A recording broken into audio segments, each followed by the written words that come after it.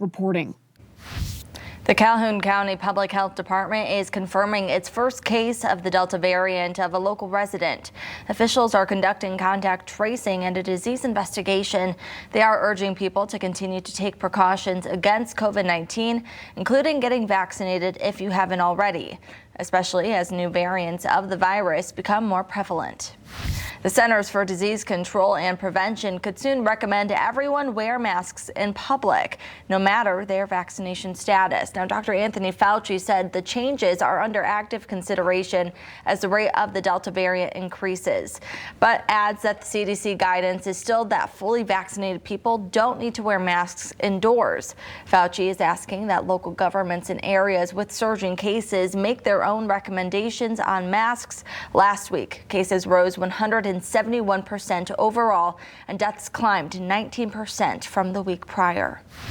Travel restrictions to the United States won't be lifted anytime soon. The White House has decided to keep those restrictions in place, meaning most visitors from much of Europe, China, India, Brazil, and other nations are not allowed into the country. The travel industry has been putting pressure on the Biden administration to lift those international travel restrictions.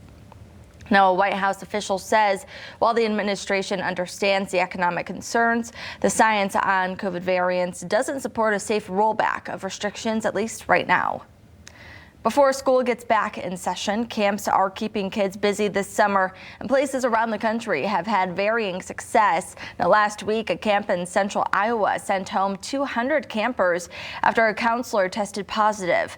In New York, 31 campers got sick after an outbreak at a sleepover camp there. And here in Michigan, Kid Venture, the city camp in Battle Creek, shut down briefly last week after one counselor case. Now, we went out to Van Buren Youth Camp to talk to their director.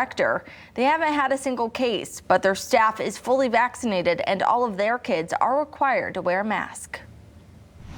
I take it really personally. I feel like every kid that's here is my responsibility.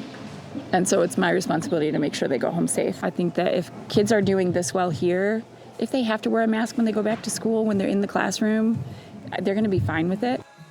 Well, just under 36% of kids 12 to 15 have been vaccinated.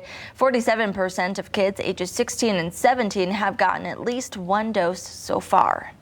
The United States combat mission in Iraq is coming to an end. President Biden made that announcement yesterday during a meeting with the country's prime minister.